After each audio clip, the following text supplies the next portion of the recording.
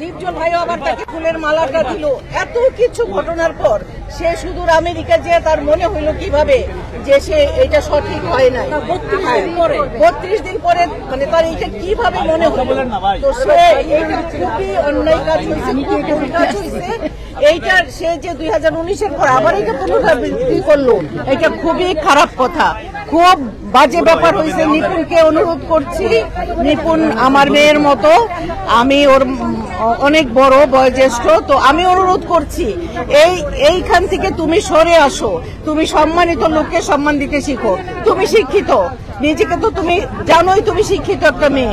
তুমি শিক্ষিত একটা মেয়ে হয়ে, সুশিক্ষিত মেয়ে হয়ে কেন এই অশিক্ষিতের মতো কাজটা করছো? আর সবচেয়ে বড় কথা হলো আমরা দীপজল ভাইকে চাই, আমার প্রয়োজনে দীপজল ভাইকে দরকার। দীপজল ভাই 100 বার দীপজল ভাই কিন্তু এই ইলেকশন করতে চাই, আমরা নিয়ে আসছি ইলেকশন করার জন্য, আমরা ওনাকে নিয়ে আসছি না, উনি করবে না। আচ্ছা, আমরা ওনাকে নিয়ে আসছি। আচ্ছা, আমার কথা হলো, আমার প্রথম কথা দীপজল ভাইকে চাই, আমার শেষ কথাও দীপজল ভাইকে চাই। ধন্যবাদ।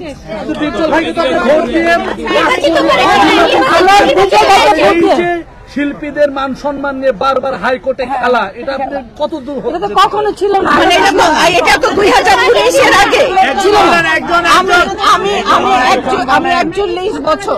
আমি 41 বছর এই ফিল্মে, 2019-এর আগে আমি কখনো ছিল না, এটা দেখি নাই। এই কোর্ট কাচারি, তারপরে এই মামলা আদালত, এগুলো তো মানে দেখা দূরে থাকুক, আমরা কখনো শুনিই নাই 2019। এখন এই যে রিপন আসার পরে আমরা শুনি আমাদের আর আমরা মানুষদের কাছে মুখ দেখাতে পারি না। আমাদের মানুষ আমাদেরকে দেখলে হাসে, কেন আমরা হাসার পাত্র হবো? আজকে শিল্পী হয়ে আমরা কেন রাজপথে নামবো? শিল্পী হয়ে গেটের সামনে দাঁড়াতে পারি না? গেটের দাঁড়ান বলে ম্যাডাম এগুলো কি দেখছি? কেন আজ নিপুণ কোর্টে গেল? কোর্টে শিল্পীদের প্রবলেম, শিল্পীদের বৈশা এটা সমাধান করত, কিন্তু কোর্টে যাওয়া উচিত হয় না। আর নিপুণের প্রবলেম এটা সমাধান করার নিয়ম হলো, আমি যদি নির্বাচিত হই তখন যদি আমাকে বা আমার ওতে না বসতে দেয় তাহলে এটা সমাধান বা কোর্টে যেতে পারে আমার মনে হয়। কিন্তু উনি তো নির্বাচিত হয় না, অনির্বাচিত একটা নির্বাচিত। হ্যাঁ, উনি একটা নির্বাচিত দাবি হলো এখন সদস্য পদ থেকে বাতিল করা হবে। আমাদের ভাইকে অপমান করা হয়েছে চরমভাবে, অশিক্ষিত বলা হয়েছে। একটা শিক্ষিত মহিলা কখনো এই কথা বলতে পারে না। আগে নিজের শিক্ষা অর্জন করো, শিক্ষিত হলে শিক্ষিত হওয়া যায় না।